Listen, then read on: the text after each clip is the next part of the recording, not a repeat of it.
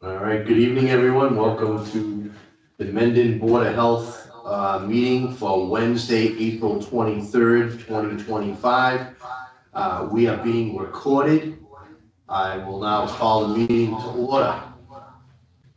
Can we do a roll call, please? Joyce Gilmore here. John Pickner here. Colleen Schwann here. Jack McClellan here. Alan Greenberg here. The gang is all here. Right. We'll now move on to good and welfare for the public. We have no one physically here. Do we have anyone in the audience, Jack? Just Jennifer so far. Okay. All right, we have nothing on that topic. We'll move on to new business. 146 Millville Road, local upgrade. We have that in front of us, along with Tom Ryder's notes. Tom Ryder said he would be joining in by phone call, so we're just waiting for him to pop on.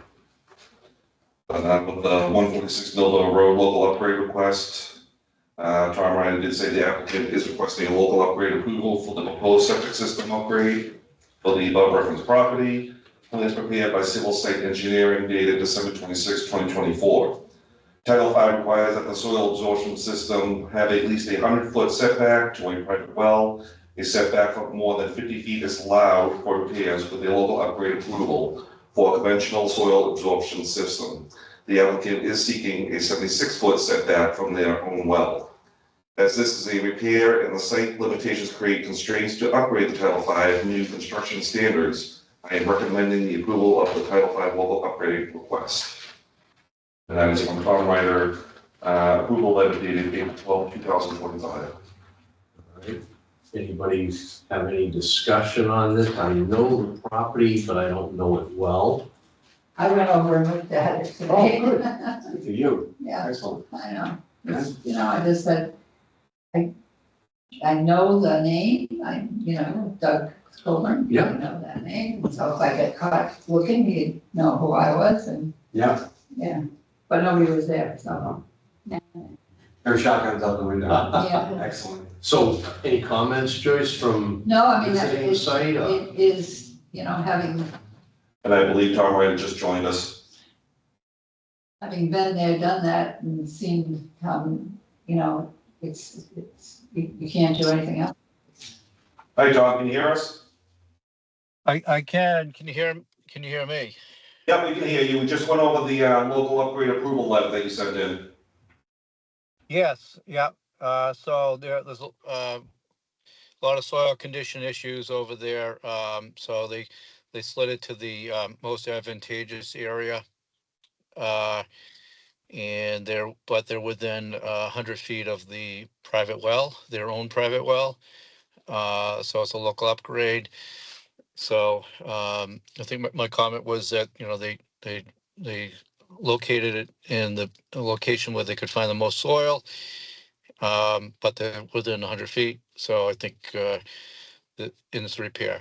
So is Margaret there too? Margaret did not join tonight. Okay. All right. All right, so this is a local upgrade, so we'll have motion.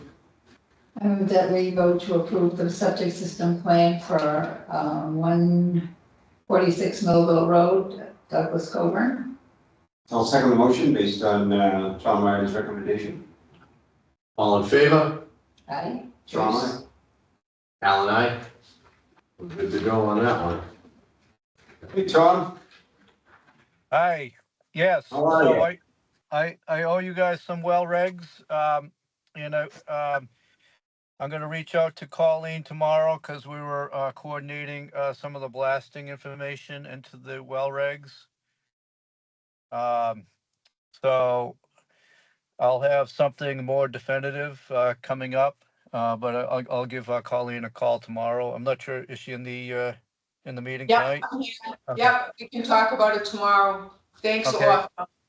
I tried to email you a few times, but it kept on bouncing back. I don't know if it's because I'm up and I'm using a VPN up here.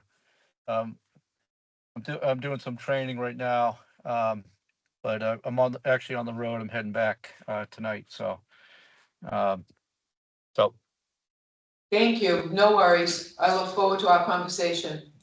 all right, good. All right, I'll talk to you soon. Thank you, Tom. Thanks, Tom. Thank you. Have a good trip. Thank you. back. Yep. Okay, so, did that cover, or do we need to cover 5A? I think we covered it. Tom and I are gonna collaborate together.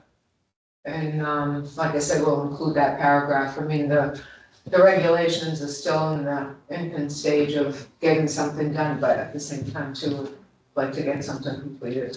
Do we, I'm asking a question that was already answered somewhere along the line, but I need to be refreshed. Anyone local Locally, no, with a blasting rig? no, no. I'm gonna also, reach out to the fire chief. I have to reach out to him on something else and sit down with him as well. Oh, So we'll have a full collaboration for the regs. Bits and pieces here, I've been on the DEP website, kinda, hunting and pecking on different things and have made some side notes that I wanna discuss with Tom and with the fire chief too. Okay. Do we know at what point we wanted to kind of make it a group conversation so that everyone's kind of hearing the, Once I have something drafted, okay. yeah, then we'll present it to, then give it to the board and draft for you guys to take a look at it, comment on it. It will be a process. I was thinking in terms of like the other groups, so, obviously you've been in contact with the fire chief. so- Haven't yet, we talked, I shouldn't say that, we talked about it very briefly Yeah, about a month or so ago. Haven't actually sat down with them and said, okay, here's some notes that, I've gathered and talking with Tom and whatnot, so I haven't done that yet, but I will. so my thought is basically kind of getting the various groups that we know we want to be involved in this, get them to start thinking. So when we get that multi-board or multi-department meeting together, everyone will have something they can bring to the table. Yeah. So I didn't know beyond the fire department, I'm thinking conservation was part of this process too, or what do you think? Would it be limited basically just really between us and the fire department? Yeah, if any of the blasting occurred within, conservation property, I think that we would address that within the blasting, that if, if the blasting falls within any buffer zone, that they would have to seek relief through the Conservation Commission. Was it, do you think it might be worthwhile to have conservation involved in those discussions versus us just kind of putting something down? Sure, the more the merrier. That's what I was kind of getting at. Yeah, well, pass it through.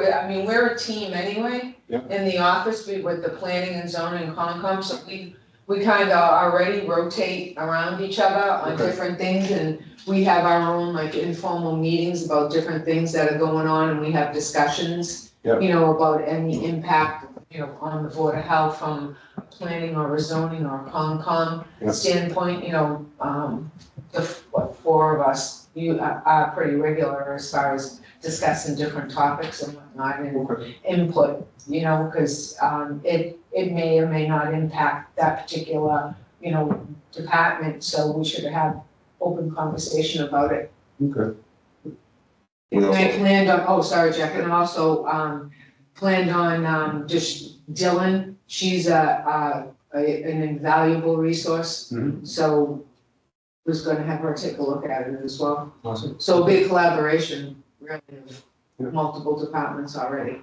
Yeah, and then maybe once we get going, we could just let these other departments, part of inspectional services, just let them know that we're having a meeting, and they're welcome to attend if they want to add something, or they have an experience that they want to share with us as we're putting this together. Mhm. And then that gives them the option. Mm-hmm. So Andrew Brookman would join us online, I believe, on this topic. Okay? Anything else from people at the table on that? Not that I could think of. All right, Andrew, you're up. Hello, Andrew. Hey everyone, how are you? Good, how you doing? Good evening. Good evening. Yeah, thanks. Sorry, I joined a little late. I'm not sure what was discussed, but yeah, I was just joining. Thanks, Colleen, for letting me know that the one of the topics on the agenda today was updates on maybe a decision that's been made regarding well testing after the blasting across the street from us. No, you're welcome. I was happy to send you the invitation. We were just discussing the board is going to move forward with adopting blasting regulations. We're in the draft stage of it now so that we don't have another situation like what you and your neighbors experienced over last summer. Wow, that's fantastic to hear. Thank you so much. You're welcome. Yeah, unfortunately, we don't have any updates on your particular situation Okay. at this time. But, you know, please talk with your neighbors and, you know, pay attention to the Board of Health agenda and feel free to, you know, join us once we get going, once we get a draft generated, if there's anything that you and your neighbors would like to add. Okay. Yeah, we'll do. I'll definitely let my neighbors know. Thank you. Thank you, Andrew. Andrew, I have a question for you. Sure. What have you been doing or what are you planning with regard to additional testing on your particular property? I know your concerns are very high regarding the issue. I just was wondering what you've been doing or have plans to do to keep the monitoring process going with test results. Yeah, absolutely. My plan is to get another set of tests next month, actually. So about a year from the original initiation of blasting, which I think that's about what, like 6-7 months after our last set of results. So that's my current plan. I did have to get my water chlorinated after the last set of test results. So I'm hopeful that, you know, the chlorination did fix one of the problems. But yeah, so just continuing to monitor to see how things have changed and, you know, mitigating them as they pop up. I did, you know, ask for an additional filtration system to be put in to my house, just because there was concerns about pollutants getting into our drinking water. So we did do that. But yeah, that's what my current status is. Do you know if any of your neighbors who were involved with the blasting project from last summer are taking any additional actions? You know what? I haven't reached out to anyone. I talked to a couple of them. I'll send a text to see if anyone's done anything additional. I know one of my neighbors has a reverse osmosis system, so they're not too concerned about their water contamination. So I'm not sure if they're still doing additional testing, but I'll reach out, see if anyone else is doing more testing. Okay, and of course, you know, you've been open to it in the past. I think we'd be very curious to see the results of any additional testing that's being done on these projects, if everyone's amenable to that. Yeah, Andrew, happy to share them when I get them. Okay, great, thank you. Andrew, this is Joyce Gilmore. I'm wondering, are you using it as drinking water, your well? I am, yep. Oh, good, okay. Great. Yeah, we do have a pretty good filtration system in place. So, you know, we're hopeful that it's good enough to drink, but you know, we are hoping to confirm that through the additional testing. But yeah, we have been drinking it. Great, okay. Anybody else have any questions? All right, Andrew, once again, thank you very much for your participation.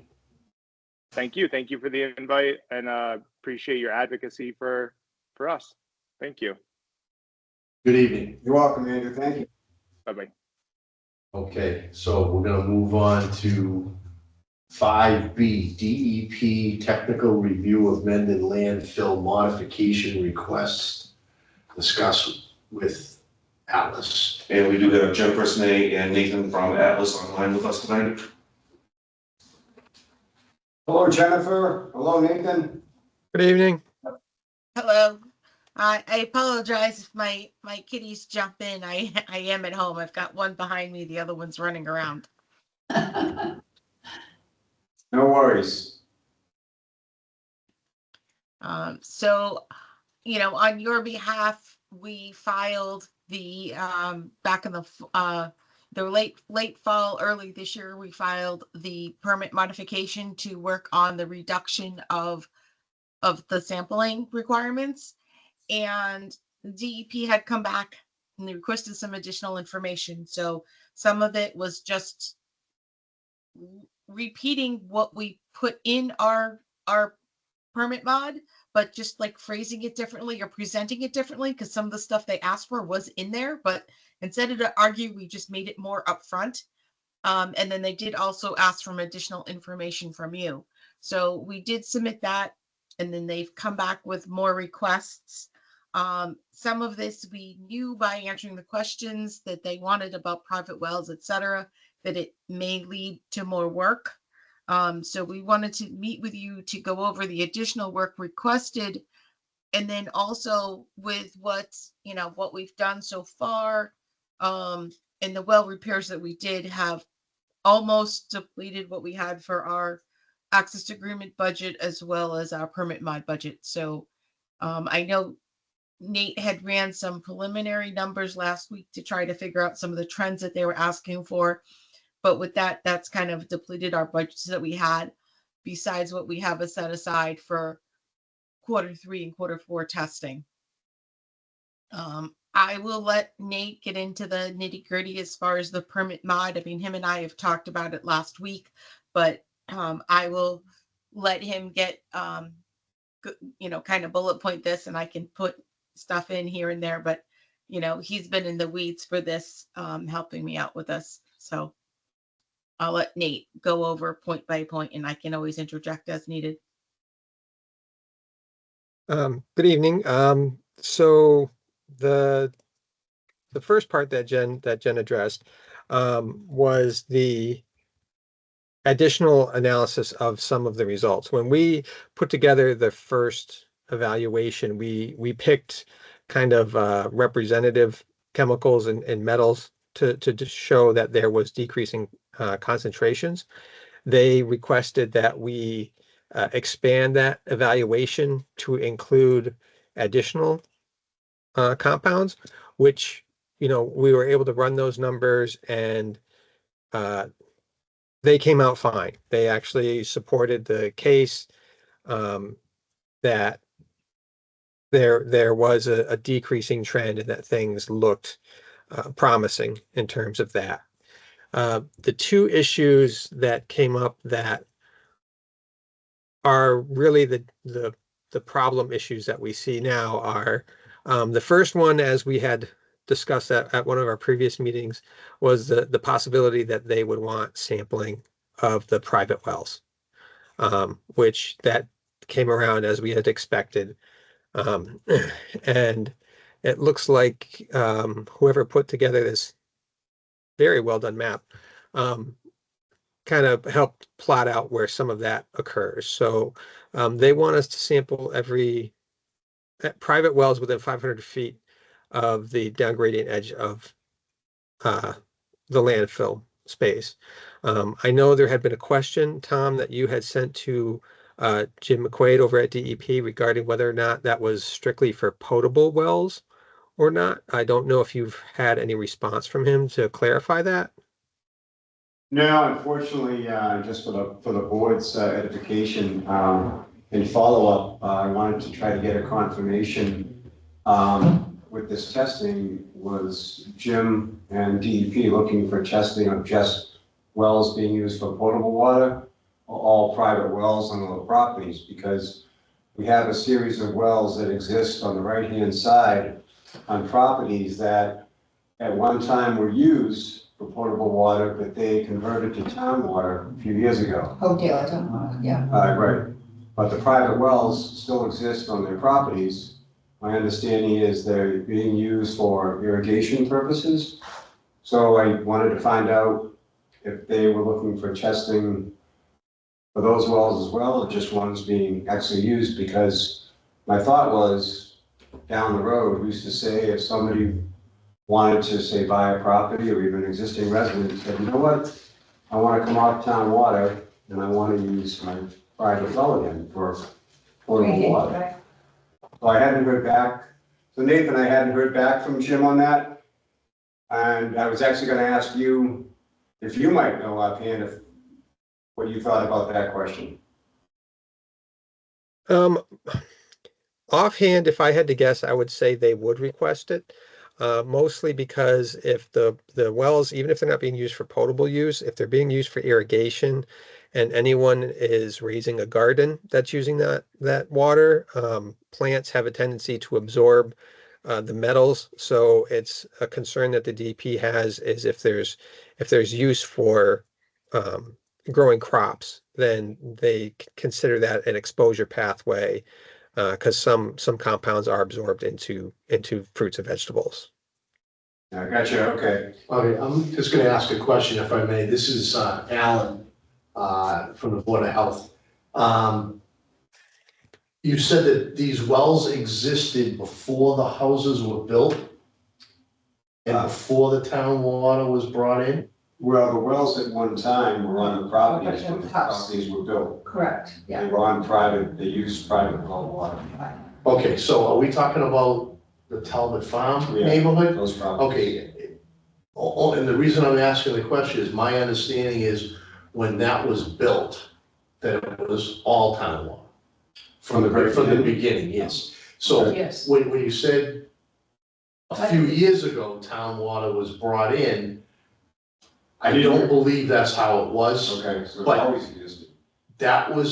That's my understanding. Okay. I did do some research for a Talbot Farm, I could not find any well information at all for any of those properties. Right, So the but only- it's the wells that, you know, having been there, just. Yeah. On Bellingham Street, the houses that are, like the woman that's in the front, Mhm.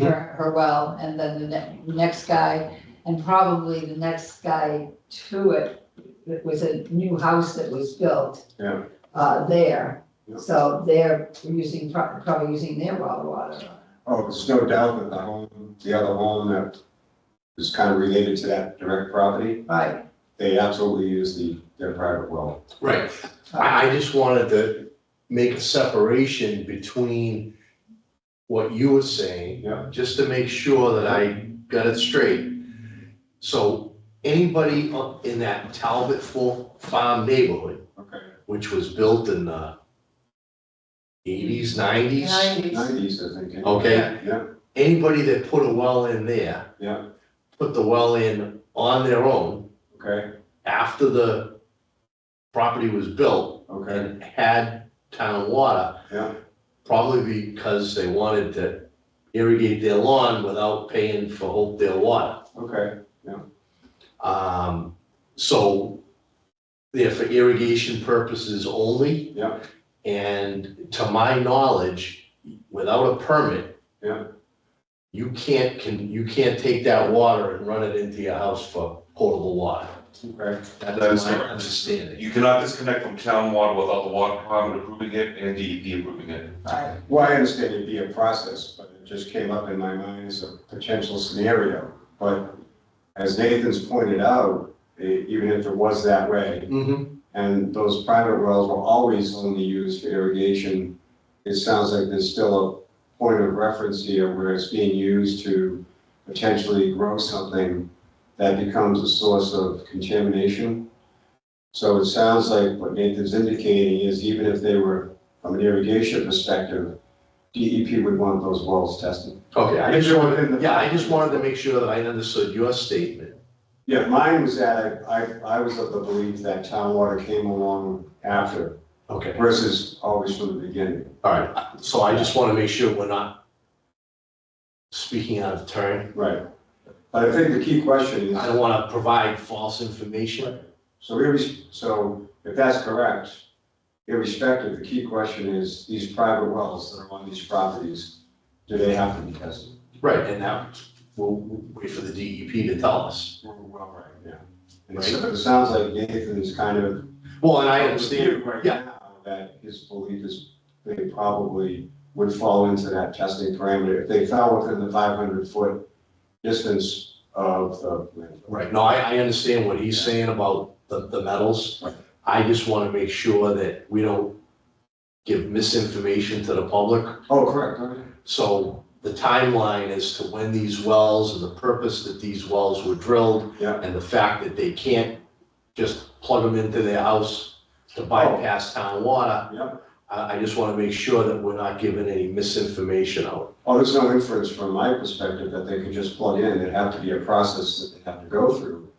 My point was that could somebody, if they wanted to, go from a town water or their potable water to using their private well or potable water? But as Nathan has said, not only, it's not, even if they're not drinking it in their house, if they're using it to spray on their vegetables and stuff like that, and they're bringing it in, then they're getting it. That's So- right, correct. Correct, so they So I shouldn't, they understand, shouldn't be using that water for anything, really. They shouldn't have those wells anymore. They should be, Well, I don't know if they want to say that they should, I don't know, they shouldn't be. I guess the question is, should they be tested?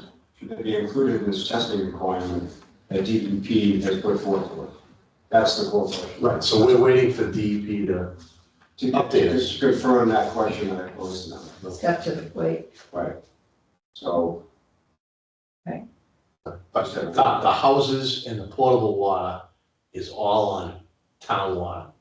the potable water is through town water. Okay. That's absolutely correct. Okay, I just wanted to make sure, like I said, that I understood what timeline as to what came first. And I had just been of the belief that it came along after, but if it was from the very get-go when the project was built and the arrow was on town water, that's fine. And if they only had the private wells Put in for on their own. irrigation only, that's fine too. The key question is, do those private wells, if they fall within the 500-foot buffer, irrespective of whether they're being used for potable water or for irrigation in terms of growing or for consumption, do they have to be tested? How many wells are we talking about? Jack, Well, let me go through this. So this is the 500-foot radius. Yeah, So we're doing irrigation wells. We have 3 properties up here on Mill River Drive that are irrigation wells.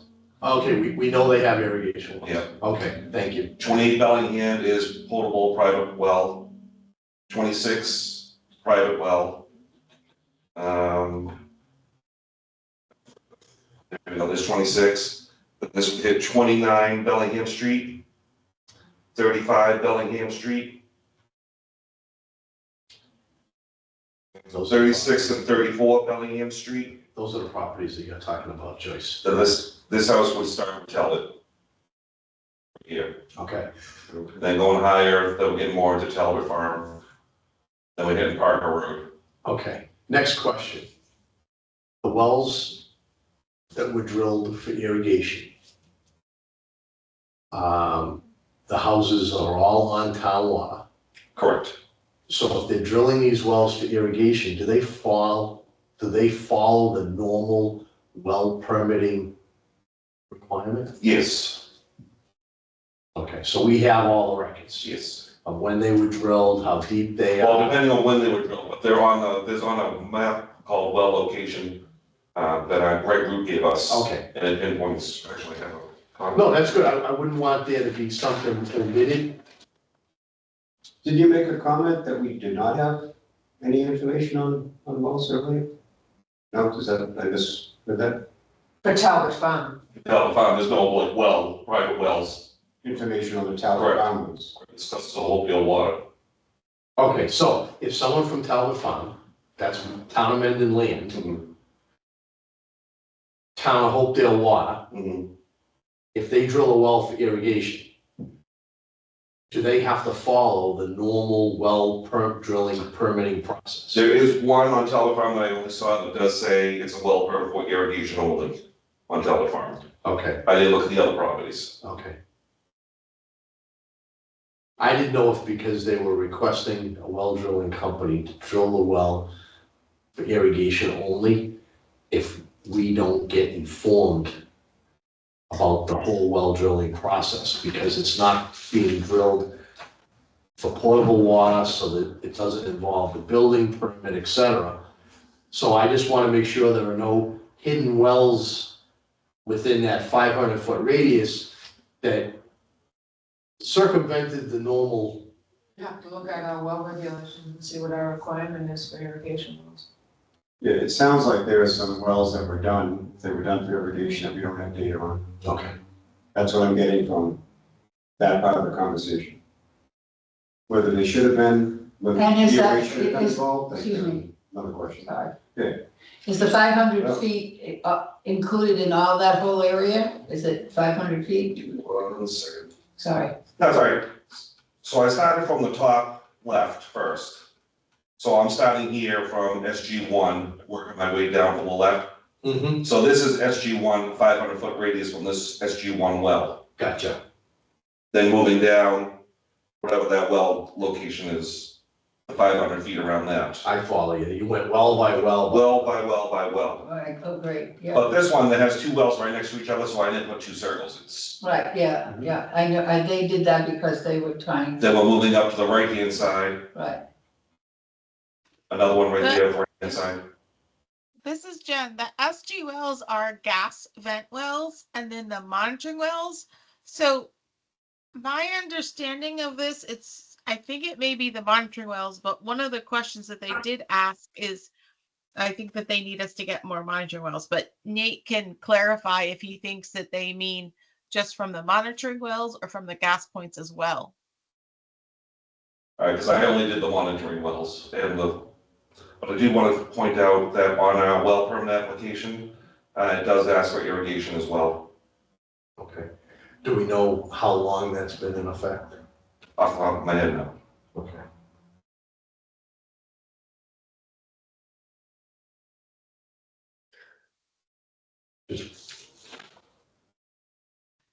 Just wondering. Again, because if we, whatever the DEP tells us to do, we're gonna do. But I certainly wouldn't wanna have something missed because someone drilled an irrigation well on their own, so to speak. Oh, correct, yeah. Because then we're still doing the same thing over and over again and we're not making any advancement. Jennifer, going to what you just alluded to, I know when you were communicating with the office, back to Jack and myself, you did reference the fact that you might also have, or that we might also have to install additional wells. And that was based on what now? So on number 1, it says the figure titled site plan included the application includes monitoring wells MW2A 3 and 4 may be located within the limit of the waste of the 2 acres landfill. The monitoring well borings encountering solid waste is also documented in the environmental monitoring report from Norfolk Group dated October 5th, 2024. And then he references some regulations.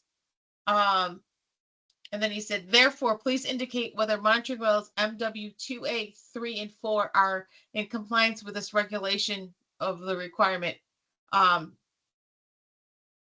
So it says the groundwater point of compliance for a landfill shall be no more than 150 meters from the edge of the waste disposal area as delineated in the facility's current permit specified in the engineering plans referenced in the permit or as otherwise delineated by the department or the property line, which is ever less.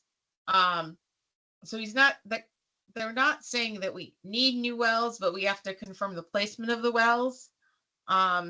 If they're within 150 meters from the edge of the waste disposal area. So Nate can talk about more of that, because I know he did look into it a little bit. So basically the DEP's reasoning behind it is basically they want the monitoring wells to determine the condition of the waters that are outside a down gradient of the landfill.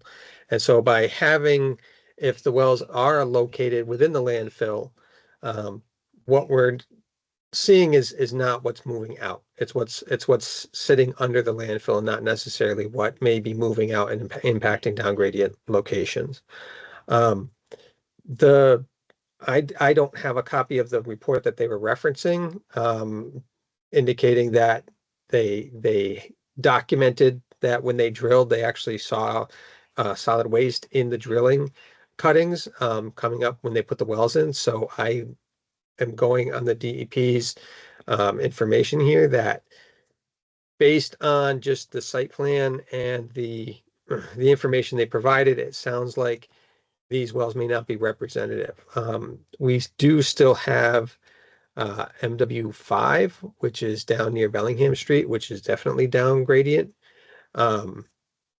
But it may not be sufficient to meet their monitoring requirements, especially with 2A being as close as it is and potentially not being representative of the second portion of the landfill.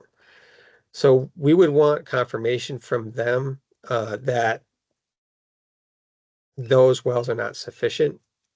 And if they aren't, and they do need to be moved outside the landfill, then there would need to be a plan made to bring in a drilling company to put some in. It would be, I would imagine, no more than 1 day worth of work to get those installed. And then they would just be added to the monitoring plan. And potentially the existing wells, if they're not considered representative, could be removed from the monitoring plan so that as far as the sampling program went, there wouldn't be an increase in cost. It would just be getting the new wells installed. Would you say that this would be reflective of changes that have taken place in the regulations over the years, or is this something that always existed when these wells initially were installed? I don't think it's a recent thing. It may not have existed in 2004 when the wells were installed, but it probably has been in place. I would imagine, I can't imagine actually why they did not pick up on this during the last audit that they performed where they required additional sampling.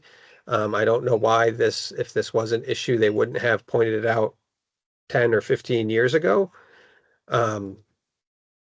So it may be a recent development. I honestly can't say what the regulations were previously. I don't have a copy of the old ones. Okay, thank you. All right, I guess I'm gonna ask the question.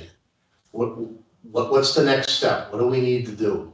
Who do we need to hear from so that we can get this moving forward again? I think getting information from Jim McQuaid at the DEP would be key right now, especially if he can confirm as far as the well sampling goes for the private wells. Because if they're not worried about non-potable wells, then it comes down to just one or two locations, which is significantly easier, and it doesn't bring in a lot of communication issues with bringing other neighbors up to speed. I would also recommend confirming with him whether or not having MW5, if that would still be representative, if that would be sufficient so that we could avoid drilling if we didn't need to. The other concerns that they have in this response, for the most part, are straightforward. They have some questions about, the additional evaluation of the data, which we did and looks fine. They have some questions about why during recent sampling events, some wells that have been impacted in the past were clean. It's not uncommon. There's actually in those specific wells, it has happened in the past where they'll be cleaned for one event and then they will have a resurgence. Usually that kind of situation is directly related to the water table and whether or not there's a significant increase or decrease in it and what portion of the soil and is exposed at any given time. And it does appear that the last couple of rounds were consistently different and outside the norm. So it's quite possible that that's easily explained away. So the two things that I think really are left to be done is the potable well sampling and if necessary, the well installation, both of which we just would want to confirm with them to make sure we're not spending money unneeded. Okay, so just to make sure I understand, the first thing is clarification on the wells that need to be tested as to whether or not it's just a few wells that we're aware of, or if it is a larger number of wells, even though those wells are supposed to be used for irrigation only. The second thing is whether MW5, I believe you said, is sufficient or not.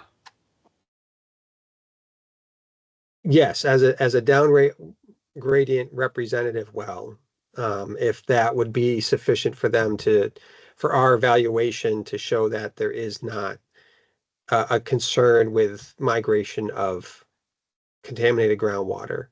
The fact that the wells they're pointing out as potentially being within the landfill themselves are showing decreasing concentrations as well as MW5. If anything, to me, would be a more conservative evaluation and would actually be a stronger argument, but it may not meet the letter of the definition that they're wanting. Okay, so like I said, I believe I have a clear understanding of number one and number two, and those are answers that we need to get from DEP. What are we looking at as far as if, what's the cost, Nathan, if we had per well to test whether it's potable or irrigation? What are we looking at cost-wise? Hang on, I can look at my proposal for the regular landfill monitoring. It'd be very similar. Sorry, pardon the cat. Get down. And also, what would be the cost if they determine that we do in fact have to install a new well? What's that cost? That cost, the type of drill rig that we would need to use is probably what they call direct push, which is basically it's the size of a standard pickup truck. And instead of using an auger and drilling down, they literally just hammer a tube down into the ground. So it's relatively straightforward. I can't see needing more than a day and potentially even less than a full day to do the installation work. Something along that lines with the drill rig and the documentation portion of it would probably be in the neighborhood of $3,000 to $3,500.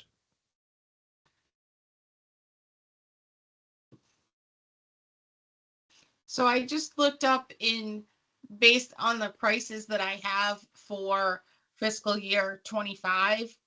I'm assuming that they based on, what I'm currently doing for other landfills. The lab analysis is roughly $425 per sample. And then it would be our labor to sample. And then of course we'd have to respond to DEP in the letter. For the private well sampling, we'd also have, a vehicle charge if we have to do a separate event. And we would probably have to screen with what's called a YSI to get parameters, temperature, dissolved oxygen, specific conductivity, and a few other indicators that are required as part of the landfill monitoring. So ballpark that for me, Jennifer, please. Okay, so I'm looking at, so for instance, we do 5 wells during during our regular monitoring period. Mhm. And lab is a little over $2,000, and then not including the report, we have 130. So we're probably talking about, maybe, say you have 5 private wells, probably about $3,500. This is just, based on numbers from last year's sampling. If you had 5 private wells, including, labor to sample, vehicles, things like that, equipment, we're talking about. Oh wait, you know what? I apologize. This also has the gas monitoring in here, so it would be a little less. You wouldn't have the land tech, you wouldn't have the PID. So I would say maybe about $3,000, including lab cost and labor and everything. That wouldn't include any reporting, and that's if you had 5 private wells that you had to sample. So about $600 per well then. Yeah. And this is all because we've put in a request for a reduction in the monitoring of the landfill. Yes.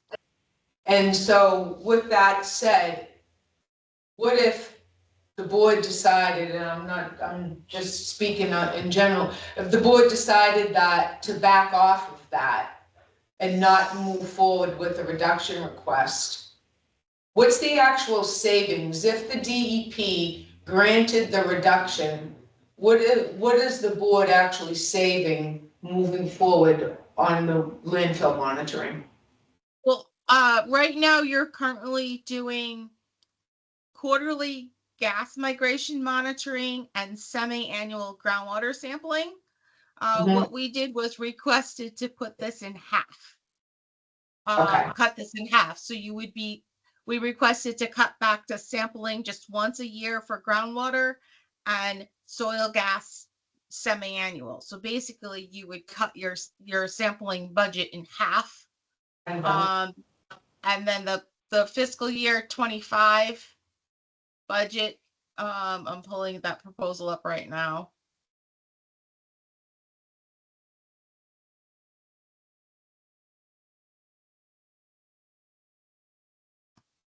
Whoops, went too far. So fiscal year 25 was $14,248. So basically, after you go through this, if DEP accepts it, you're going to cut your landfill budget in half. Good. Thank you. You're welcome. I was just wondering if. No, I agree. No, nice to Yeah, I see. Another question, if I may. This is Alan again. What we're experiencing, this constant kind of going back and forth, is that common in this procedure? Yes, it is actually. Basically, when one of these kind of requests go in, the DEP has a tendency to review the case or the situation at a higher level of detail than they would typically. So it is not uncommon for them to find something that was done 15 years ago that nobody caught and to pull it out into the light.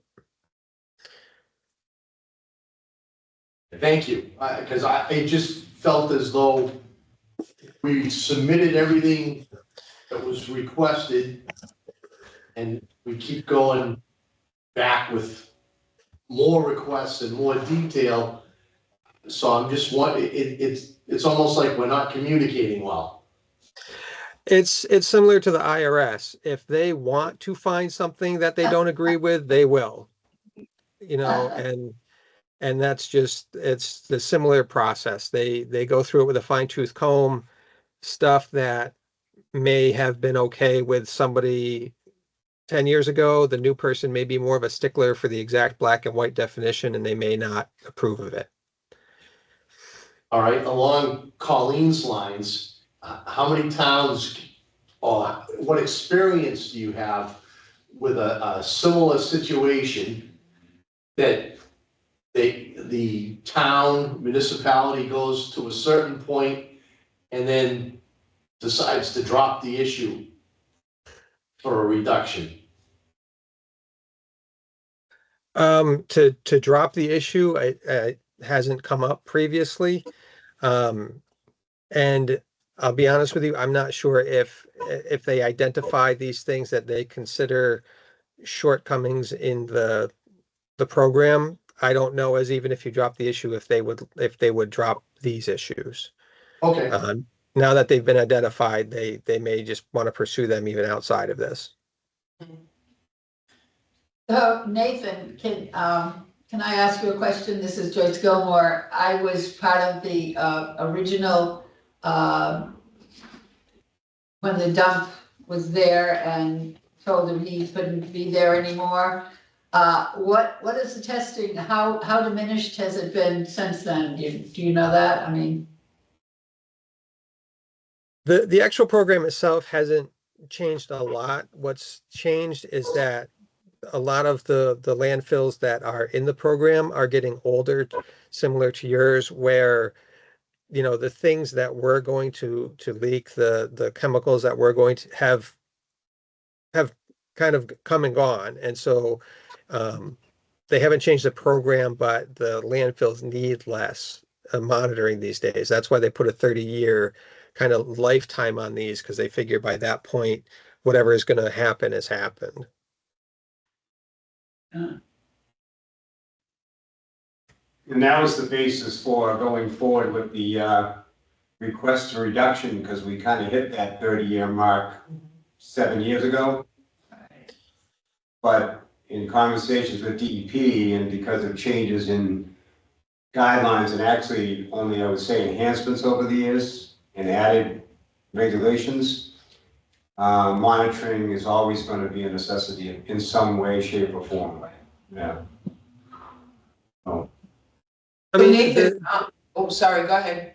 I was going to say the information that we have, the data that we've gotten from the landfill does indicate that concentrations of all of the things that they're concerned with are diminishing over time. I can't put a time frame on it. That it's not always a nice linear decrease, but at some point, there will be a point where there is nothing to find because it's all gone. Putting a timeline on any of that stuff is really, really difficult, just given the nature of the fact that you're trying to evaluate something that's 30 feet underground and is dependent on, weather conditions that you can't control.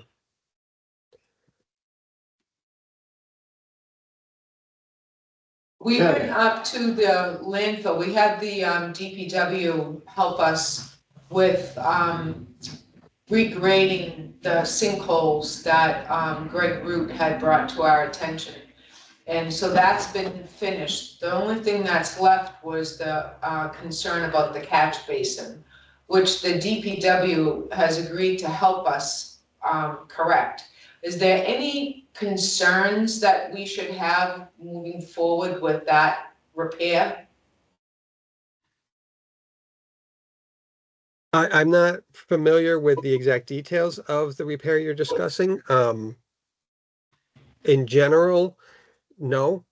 A repair like that, especially if it's, done with basic best management practices, should not have any long-term effects on the landfill itself or the rate at which the groundwater is addressed. And I think, Nate, I think those were also called out in the third-party inspection report that John did back in 2024. Yes. And I believe they were both safety issues as well. So when we're repairing safety issues, that's, that helps kind of trump other things. thank you. Thank you. Great job. You're welcome. I just pulled up an old drilling quote, and I mean, this is from December, and like for a full day of drilling, for the driller itself to pre-clear the wells with a this was a ground penetrating radar, was 1,400, but I can't remember how much the vac was. This one I pulled up. But like the driller's day rate would be around $4,000 for the drilling. And then, then it'd be our oversight and coordination. We might be able to get a half-day rate from the driller if it's just one well, but I'd have to get an actual quote once we find out if it's just one well or two wells, or what DEP is actually asking for. Okay, so we'll have to narrow down those two issues, Mhm. so then we'll be able to. Okay, so we just got some good information, Colleen, thank you for asking that question. Our highway department can go ahead and take care of that storm drain as we had planned. I just want to bring, so we do not have to ask for DEP's permission to go ahead and put that storm drain. It's a safety issue. Okay. So we're not concerned about digging it up, removing trash or gases, because this was a concern from one of the highway department's employees. No, we, So if you just Can give I me an say idea. something, Jack? Yes, go ahead. Sorry to interject. By trash, that's just trash that have fallen in there. That's not like refuse that's there from the historic use of the landfill. Mhm.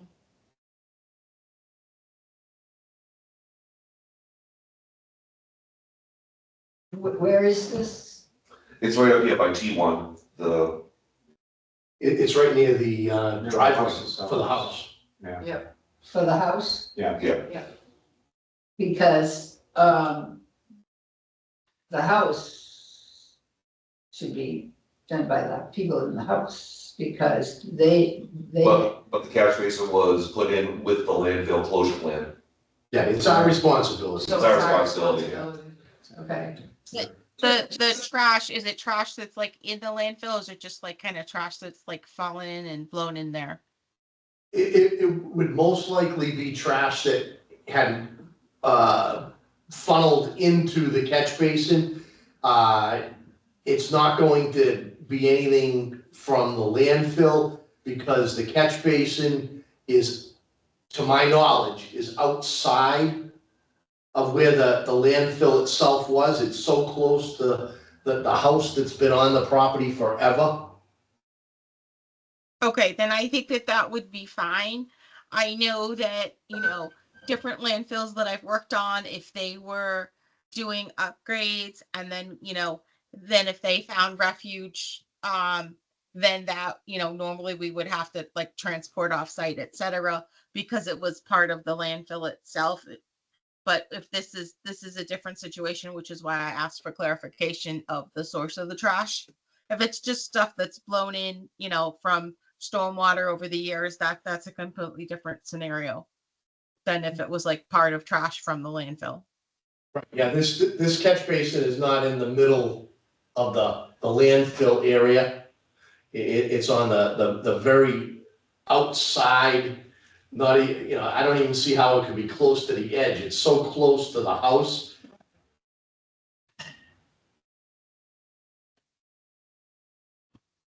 It's pretty much almost next to their well, Yep. their private well for the house. Or what was the well at one time. I don't know if it's a well that's in use. Okay, so we get that clarified, and the next thing is we have the two main items that we need to get answers from Jim McQuaid. So we will do our best to get those answers, and then we'll get back to Jennifer and Nate. Okay, because I believe they wanted a response from us within 60 days. Okay, and when did that clock start? The letter's dated April 9th. Okay, Oh, The night okay. of our meeting last week. Yeah, okay, so, we'll have the wait. yeah, we and we will get that done. Yep. Is there any concern here? We've talked a little bit about, costs and budget and so forth, and I know, Chen, you had alluded to what, you currently have, with regard to budget. I know you mentioned something about, $250 left in the existing budget. That was for the permit modification We still have our budget for Q4 for sampling. I haven't touched that. That's completely different.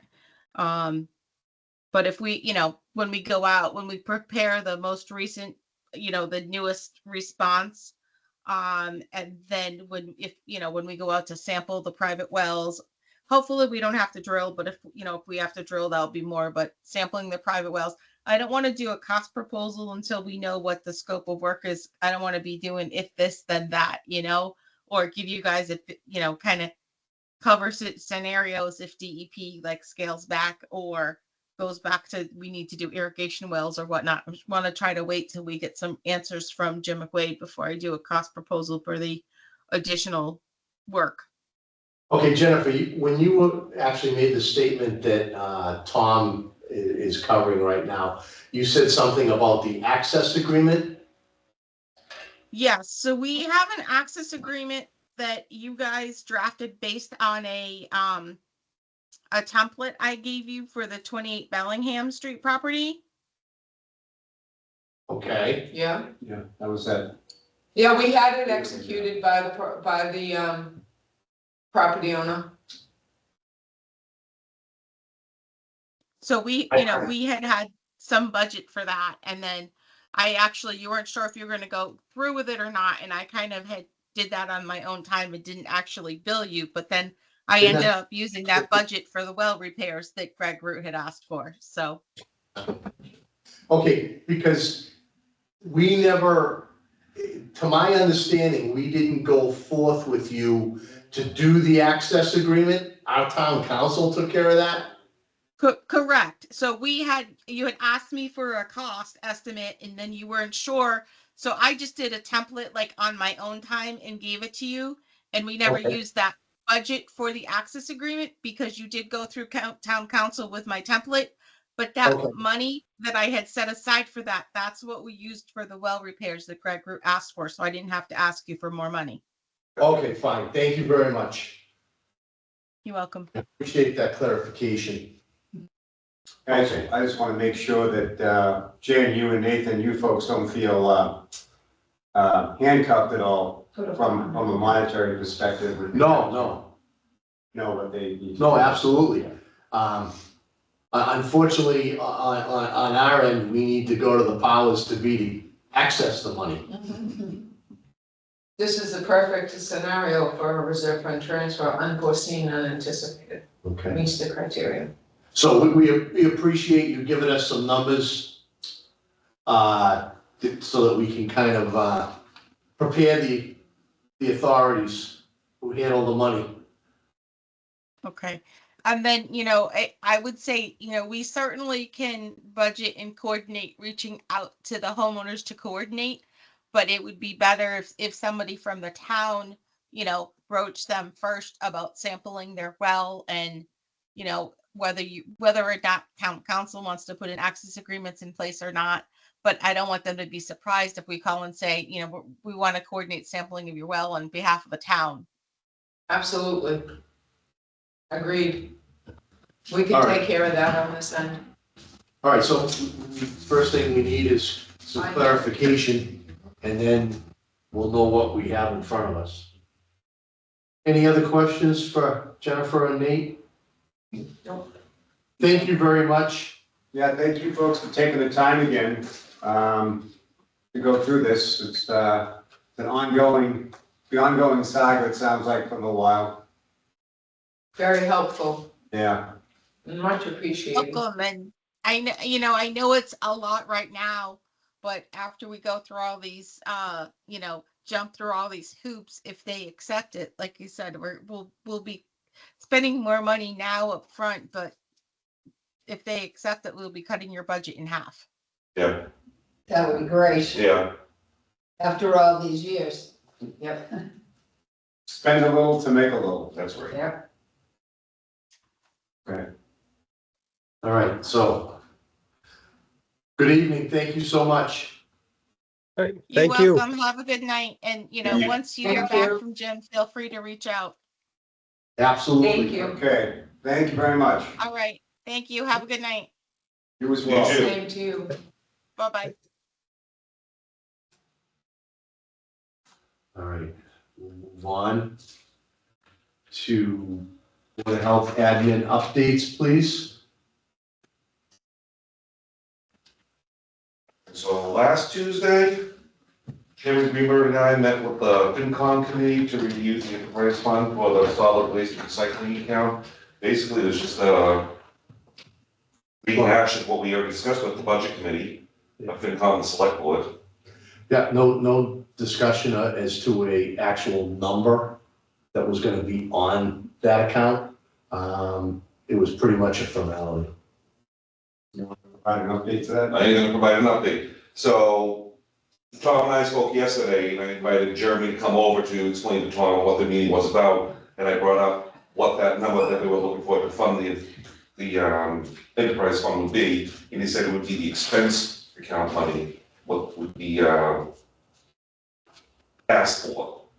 So if you look at the estimated fiscal year 2026 expenses, it was $678,400 for expenses.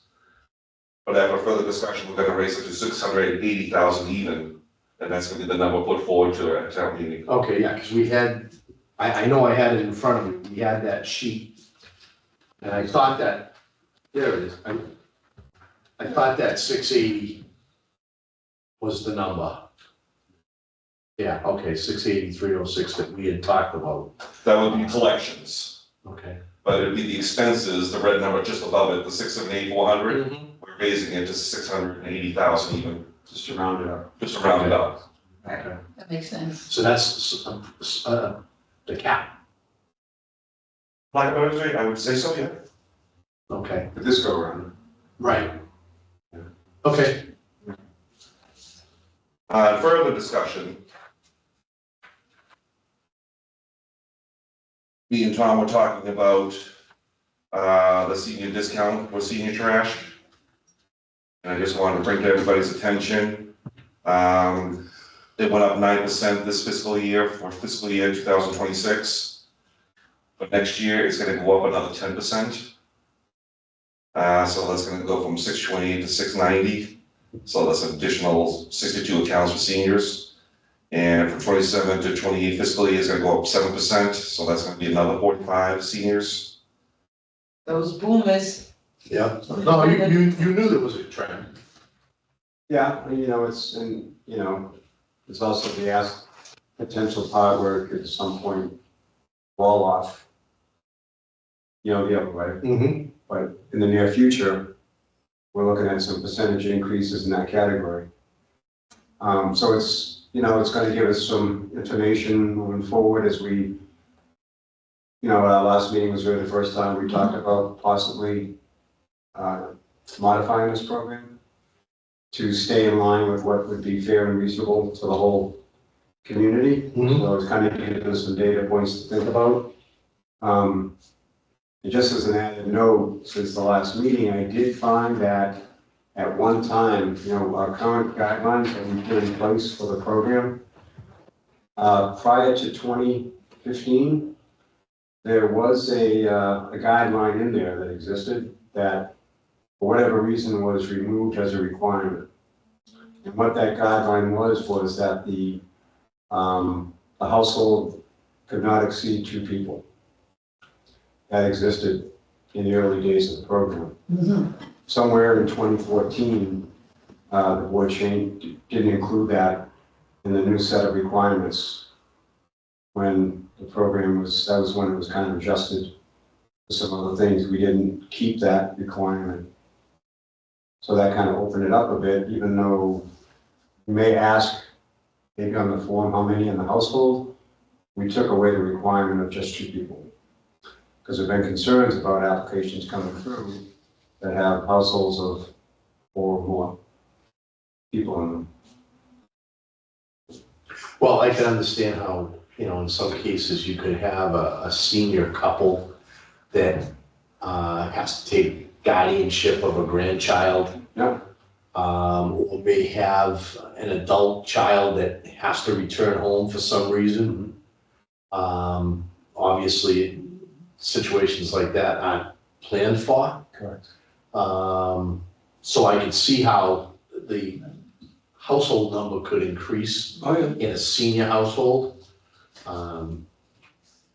Please God, not. I think those So- will have to be things we'll have to consider, those scenarios, as we look at this Hmm, into next year. Right. Because, you know, over the years, the economy's changed, and a lot of younger folks have come back home, just because of the way the economic environment is, right?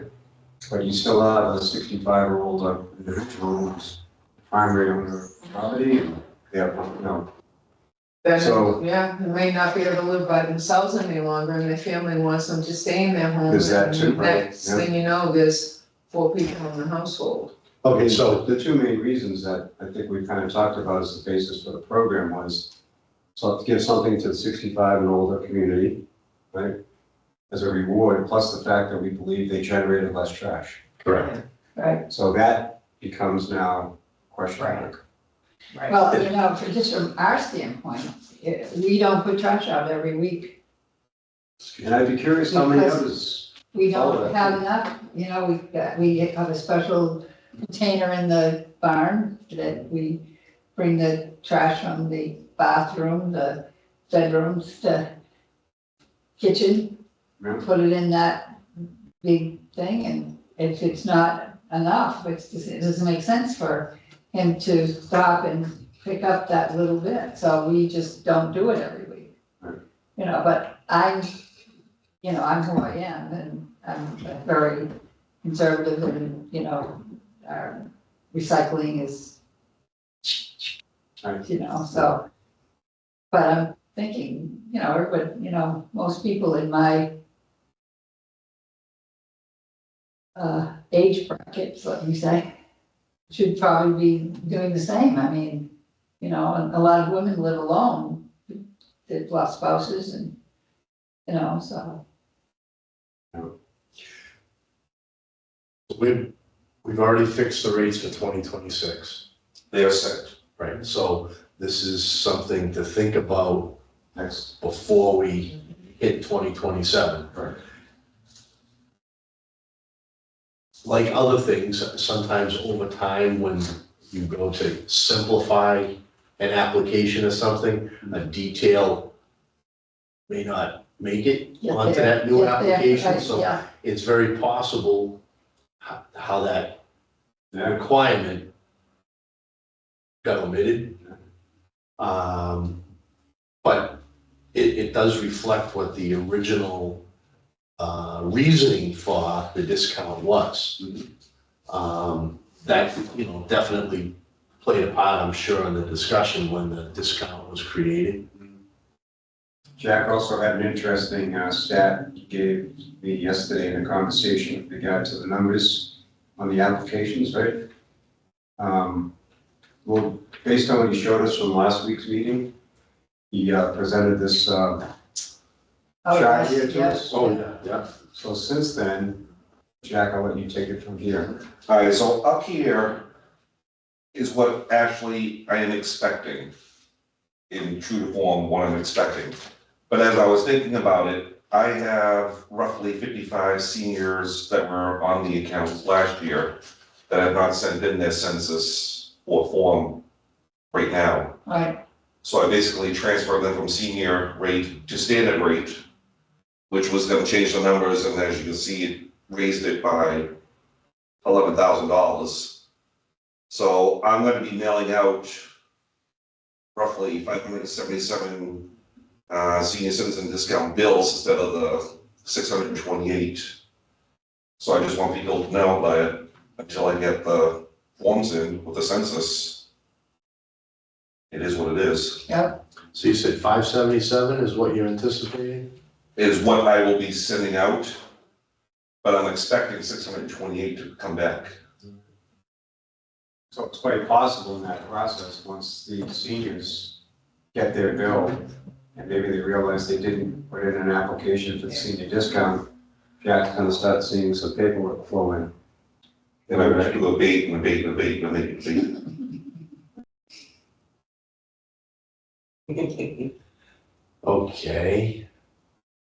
When do we cut that off? I mean, what's reasonable? At one time, that was actually, we had something in place, but we didn't allow it at one time. I can't remember the exact, but I remember this conversation because with the past administration we had in the office, there was the scrambling Mm-hmm. that would go on in the office to the extra work that would go into play when you get these things. And then now he's got to Mm-hmm. process through the abatement, and that affects another group within the town hall and so forth. And so at a point, we had some sort of date that was not going to be allowed. And I don't know where that fell because we wanted to keep it orderly Mm-hmm. and not have the scramble take place Mm-hmm. The end of last, it. last Yeah, minute. Yeah. yeah, sure. Okay. When did the bills go out? Well, there's another situation that we're gonna have, because Tom's gonna be working on the letter about, standard subscribers paying the senior rate portion type thing. We're gonna put that as an insert with the trash bills, so we're looking towards the end of May that the bills will go out, because on May 17th will be our next meeting, May 17th. May 14th will be our next meeting, for the board's review of the letter for the first time, Mm-hmm. so on the 14th, the invoices will be there. Okay, so, and so if they go out the 17th, when are they due? June 17th. They need 30 days from the date of mailing. Okay, and then from June 17th, they take effect July 1st. So 2 weeks later, Mhm. they take effect. Mhm. I think we need to set a cutoff date for people getting their paperwork in. How do you do that without, well, I think we could, but previously I know we had it on past forms. Yes, we had it as a statement. So how do we do that if it's not out there to the public? I guess we could do it internally. Because once the bills are generated, But an abatement is always a possibility. right, but It's just as you extra mentioned, the work. chaos that it creates. Extra workers. It's really not kids, it's just extra work. It's just extra work, not chaos, it's extra work. And honestly, 55, trust me, 55, that's a breeze. That is not the one I've been, over the years that I've done this, 55 is very minimal. Okay, so let it go this year. I was gonna say, we let it go this year, we just have to be more, And that's another thing that we're gonna have to look at, along with numbers of, in a household, that has to be addressed. So that, Do we check that? what, Do you check the senior, you've never checked the, how many people live in them? No. right, It's not a, it's not. It's not You have to a- be 65, Right, yeah. you have to be 65, live there year round, and you have to be owner of the property. okay, we'll get those things back on the form, in some form, whatever Yeah. we decide. And like I said, there are times where an adult child or a grandchild has to move in, and obviously they're gonna be reported on the census. I wouldn't want to penalize anyone correct. for that, so we're gonna have to think about what that head count is. What's appropriate. And just as an FYI, at some point, I'm gonna work with Jack, I'm curious just to go through all those applications, and he's got a database actually that can tell us how many of those applications had households, how many residents are in that household.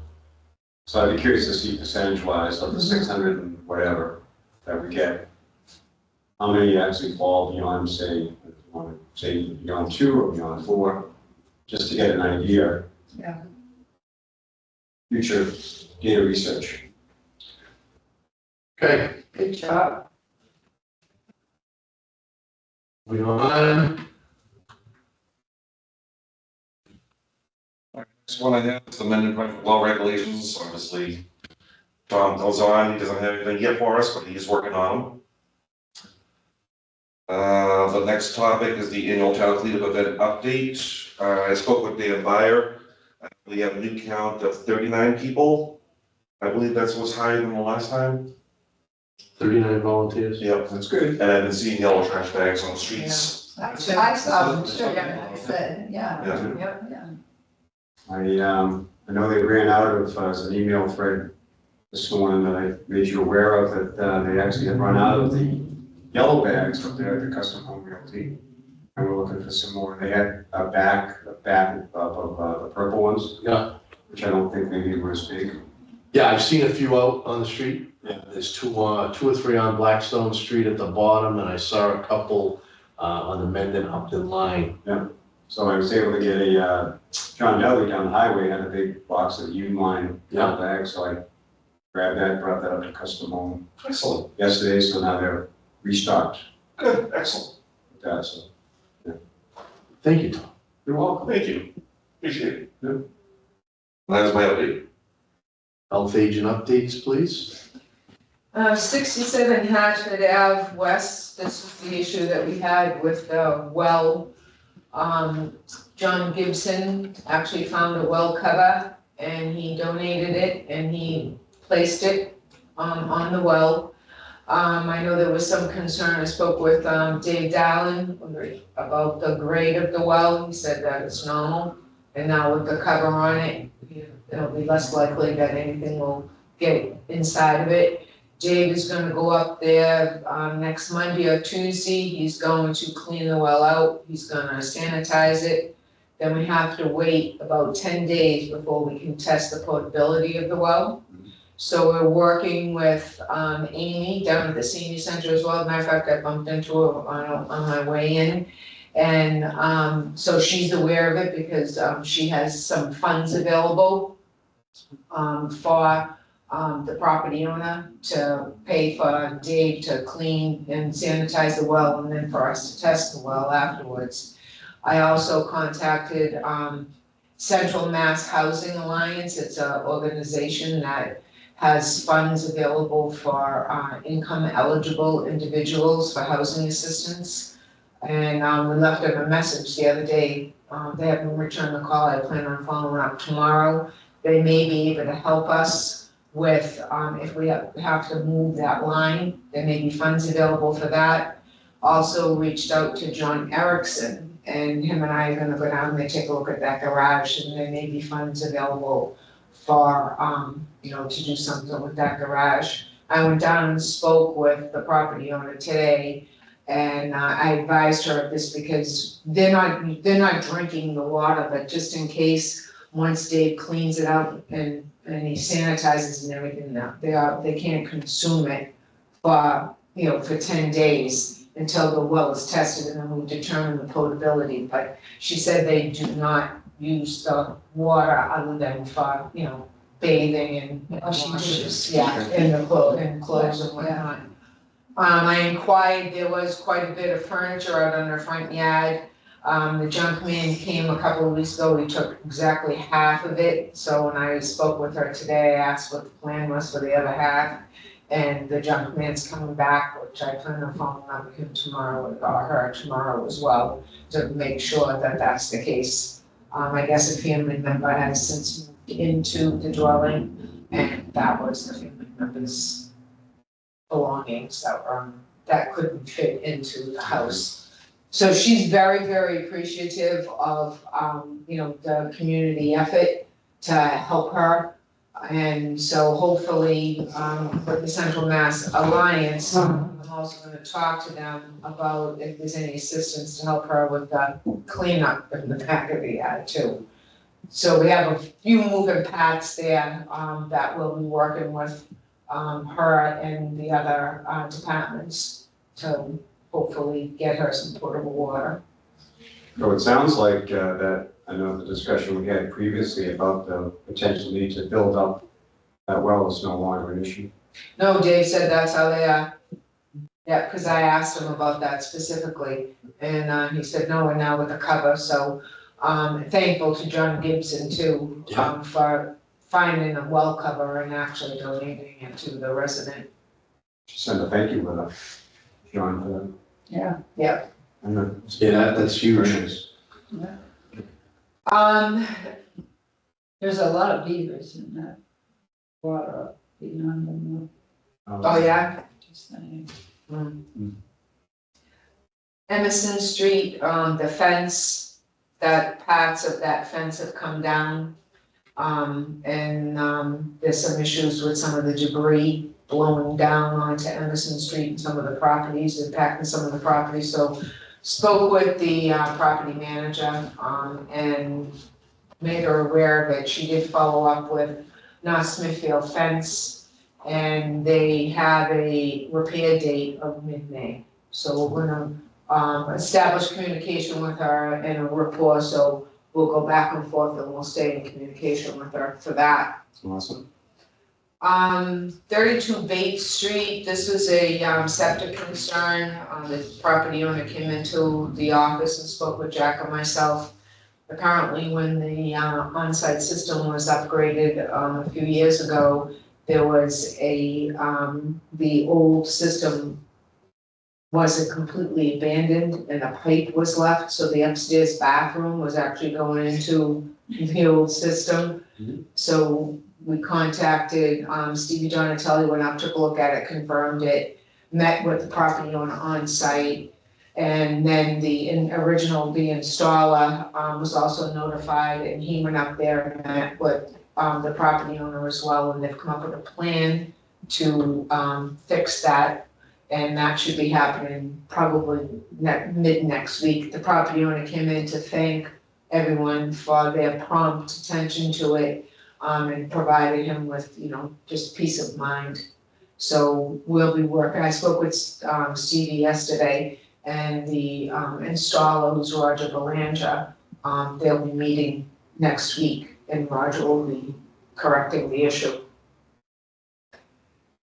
And then we had an issue at 8 Hastings Street with, neighbors and rabbits. And this was, we visited this property before, went up there, spoke with the property owners. They had a pile of rabbit feces out in their backyard over the winter time. There's a fence that separates the two properties, and between the fence posts, a little bit of the rabbit feces went down onto the abutting property, and he had concern because his well wasn't that far from, the rabbit feces. Just a property on the corner of Hastings and Elm? Yes, Yes, yep, Gavline, yep. Randy. Yep. Very nice people, they were very apologetic, didn't realize that they plan on using it to, as fertilizer, because they're gonna have a garden. We had a conversation about it, we come up with, a game plan and what the board's expectations would be. I also contacted the animal control officer, Kevin Sullivan, met me on site to inspect the rabbits. And he went in, rabbits are very well cared for. There was no sign of disease, they were properly fed and maintained and cared for. The property owners did address, the concerns of the two neighbors. They spoke, and the property owners apologized for, leaving the rabbit feces out there over the winter and whatnot. I went back and it was spread, and they had loom delivered, and they spread the loom. So now they have a nice garden area. They also they cleaned up there were some bags of rabbit feces in the yard that needed to be addressed, which they did address. And they met, the expectations that we had discussed. They also had a, small, dumpster, and they were cleaning up some of their property that needed some attention, so was very happy with the outcome of that. And we are officially in food truck season. So food truck season. Vanderbilt opens on Friday. And we've had plenty of applications, so we'll be busy now. It's the new thing. Unbelievable, it's everywhere, Yeah. everywhere. So Friday, Saturdays and Sundays will now be dedicated to food truck inspections. And that's all I have. Very Thank good, good job. We're a team. You're okay with how the workload's been Yeah. going on? Yeah. Okay. Just warn yourself up. Yeah, we'll work it out. You know? Making sure. No, I appreciate it. Okay. Thank you. Yeah, well, with regards to food trucks, so, Gasco, I went over and met with Abe today. He has a permanent food truck on site. He received, permission from the planning board. He built a beautiful deck around it, and did some considerable electrical work to it. It's really beautiful. Where is it now? Gasco, It's gonna be right behind the gas station. So down on 140? Cape Yeah. Road, Oh, okay, all right. yeah, beautiful patio, Yes, beautiful, Right. stonework and whatnot and Yeah. everything. So I, met with him today to see, you know, what his plan was and whatnot, state-of-the-art food truck. I mean, really state-of-the-art food truck. He's very excited to move forward with it. He needs to get his final, building inspection for his deck and, electrical work. Also, I'm gonna be speaking with the, fire chief, tomorrow because he has a hood system in there. So the chief is probably gonna wanna take a look at it. I told Abe that if there was no inspection sticker on it, so he needs to have that inspected. And, so he's gonna be operating a, permanent, food establishment there. And what kind of food is he doing? He is doing, lamb, chicken, and beef. And he's going to have, salad, and also, potato chips, tonic water. For right now, he's gonna keep it, he wants to see how it goes. And, it's quite the undertaking. Wow. I like the lamb. Yeah. That sounds I great. like lamb. Yeah. Kebabs. Well, yeah. Lamb Yeah. kebabs, yeah. Yep, as part, like the food truck, when you walk in, there's like this little balcony area and both sides open up and that's where the propane grill is gonna be. And now does he have seating there too? He A has- Seating arrangement? Yep, yeah, right in the patio. He has, 6 tables, with, 2 or 4 seats. Nice. Yep, so Yeah, he's very excited. I saw it last Saturday. Yeah, I saw it last Saturday. Yep. I was working across the street and I could see. He's very appreciative of, you know, all of the, conversation assistance that he's received from the board and from the office. Well, it makes all the difference in having them do it right. I mean, hello, that's what we need. That's what we do. That's our job and it's To keep the, so and then, important. to- yeah. Yeah. and that new store is gonna be opening up too. Finally, they finally got their electricity. Which one? 147 North Avenue East, the gas station. Gas Oh, station. gas station. They I finally have electricity.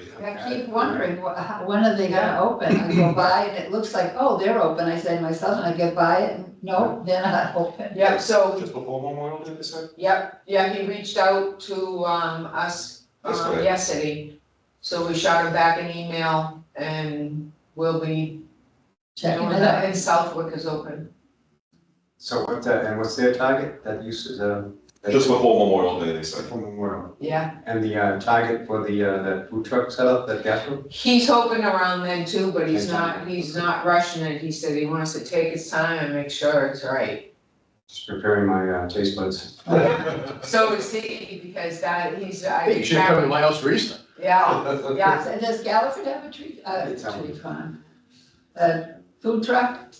Galliford's? Yeah. No, Oh, they have, well, they do the concession stand at the zoo, right. which, I'm going there on Friday, and I'll be inspecting Galliford on Friday as well. The whole restaurant. Yeah, while I'm there, I mean. Yeah, it yeah, makes might as sense. well, yeah. I did a soft inspection for them, just before, I went on my trip that Wednesday, they didn't have any of their food in, but they ended up canceling, they were opening that Saturday and you guys got snow, so they canceled the opening. The chef had sent me an email, you guys gonna believe this? Right. So anyway, so that's all I have now. That's all? Yeah. That's it. Topics not anticipated. You've done good, girl. Well, we're a team, like I said. I have none. Topics not anticipated? Mhm. All right. Thank goodness. Good and welfare for the board? Yeah. 4 items. Do you have anything? Mhm. I've got one. Well, just one in follow-up to a couple of meetings ago, you brought up the measles outbreak that we're experiencing. I just kind of gone through and looking at a recent update. Most of that outbreak is basically taking place in Texas, Thank goodness. and specifically in one county. Mhm. And what was interesting is they kind of have some numbers about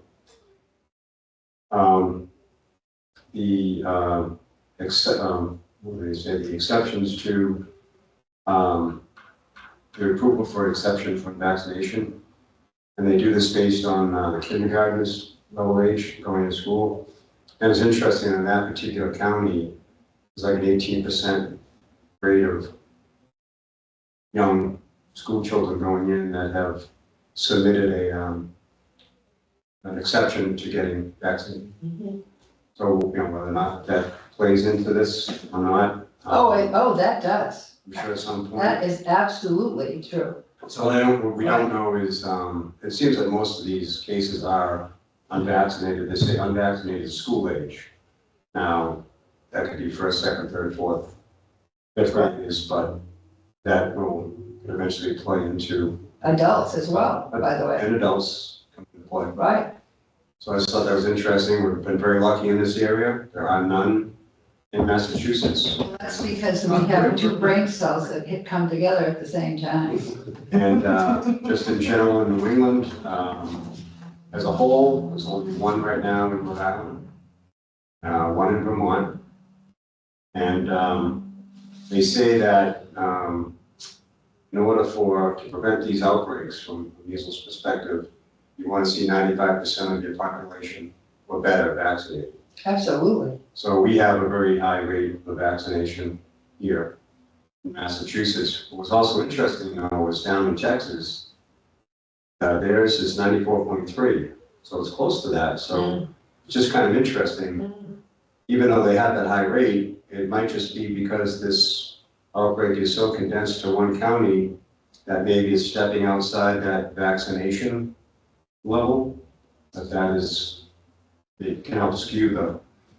How long does the measles vaccine last? Is it one shot and you're done? No, I mean, you have a series of them at certain times, and then you don't have to have it again, because, by the way, your immune system has developed that. Mhm. So you're good. It's the same thing like with polio vaccine, the polio shot, the vaccine for polio.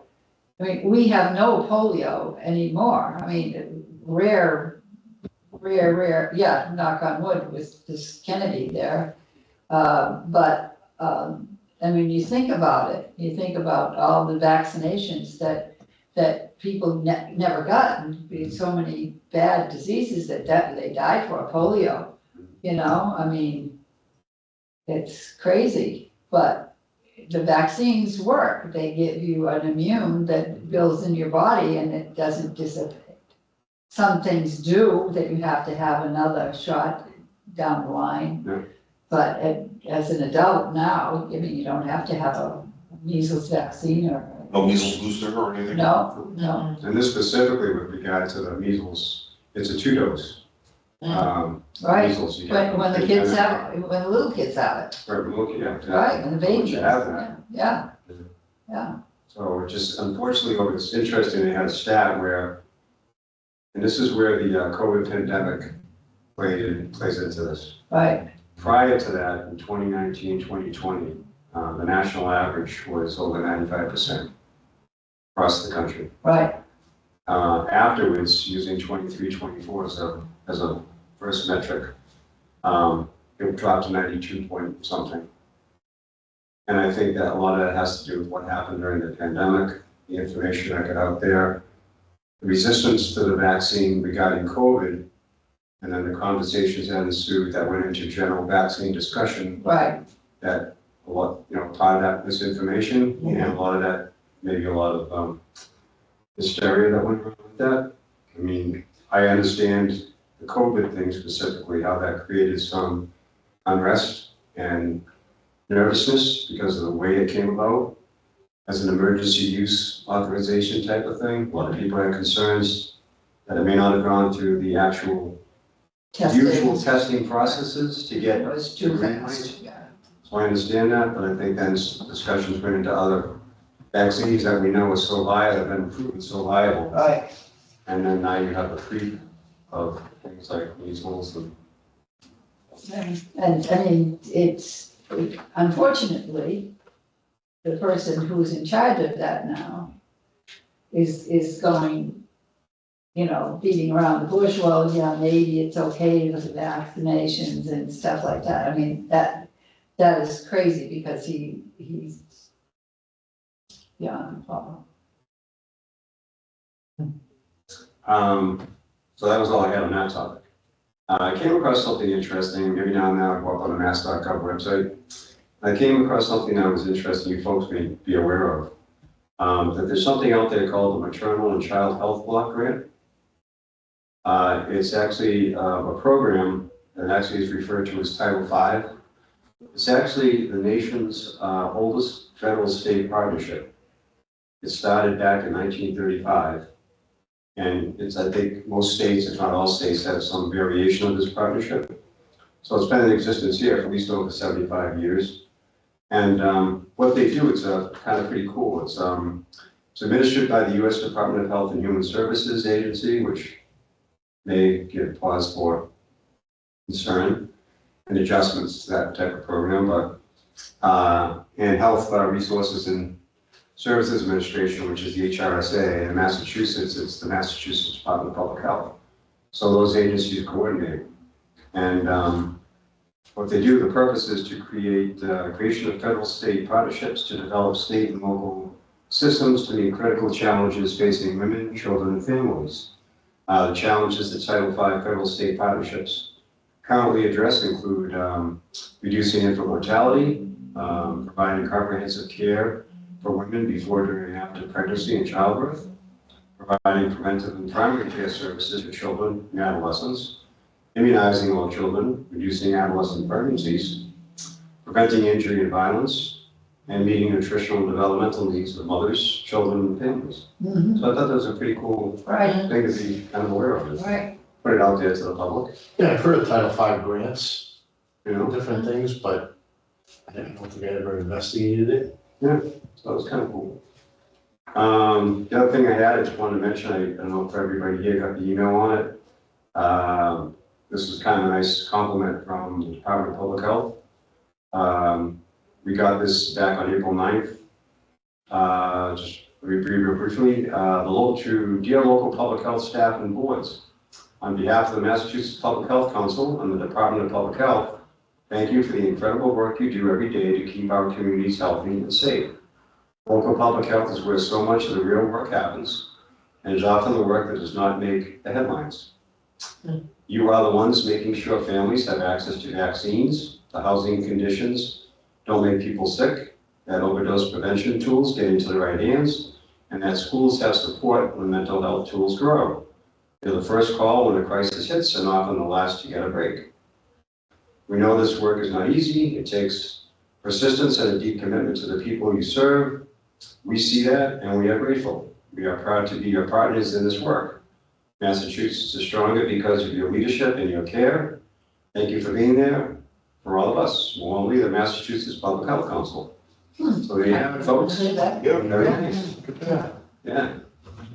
And the only other thing I'll mention is we have the town meeting coming up. May 2nd, and we have an item on the board, two items actually on the warrant. One that will go toward the amount of money toward the funding the enterprise fund, and the other above the revolving account that we have. That's it. All right. Good job. The only thing I have, and because of time, I'll let everybody read this, but Town of Milford sent this to all their water users. They have PFAS, and they're above the recommended drinking level. The quarterly average is 23, and it's supposed to stay under 20, and that's like nanograms per liter. A resident shared this with me, knowing that I have involvement in the town of Mendon. I found it very interesting. They did shut one of their sources off, the Godfrey Brook. I didn't even know the Godfrey Brook was a source of drinking water. It was always Echo Lake when I grew up. Yeah. However, Godfrey Brook starts, to my knowledge, there's a water tank up on Highland Street in Milford, which is essentially the highest point in town. Right. And then it runs down through the neighborhood I grew up in, which is Ridgewood. It goes behind Fordham, Cornell, crosses Princeton, goes under or by Elizabeth Road. Yep. Comes out behind the high school where there's a pond and there's a bridge. We used to skate on the pond as kids, and of course, where the water from the Godfrey Brook enters the pond, it never froze, so that's where we used to get a drink when we were kids. And then it runs down, it cuts across a whole bunch of streets. It almost follows Congress Street. Right. I think it goes by through Milford Hospital property. I mean, it goes quite a ways. Church Street. Okay. It was in between there, like where the telephone company is, there's. Oh, yes, right, under Water Street. Yeah, under Water Street, yep. So you're more than, I have to return this, but you're more than welcome to take a gander at this. But I found it very interesting where we've had discussions about PFAS and we've had people come in, with concerns. Yeah. It's real. Right, Oh, for sure. Oh, yeah. right. Our water. That's it. Anything, or is anything in these lines, you know? Well, I believe that they were required to send that out to all the residents when When they it have became, these types yeah. of events. Okay. They have to send out for that. Right, But it says in there that it might not have gotten to everybody. Like if you live in a multifamily, it might have gone to whoever pays the bill. Right. That doesn't mean that Right. the tenants Don't get have it. notified. Yeah, But very, very interesting. I mean, if you understand a little bit about what they're talking about, it doesn't sound as bad as if you have absolutely no idea. You see contamination and it could really send you into a Right. panic. right, Well, it does say here, when you ask the question, what does this mean, it says this is not an emergency. right. If it had been, you would have been notified immediately. But it is problematic. Yes. Yes. Definitely a problem there. That's all I got. Awesome. You done good, boy. All right, next meeting, May 14th, 7 o'clock. 7 o'clock. Can I come in my golf outfit? If Absolutely, you can. absolutely. All right, so I'll have a motion to adjourn. So move, Joyce Gilmore. I'll make a motion to adjourn. All in favor? Aye. Tom, aye. All right, we're good. Pass it down, anybody wants to take a look at it if they haven't seen it already.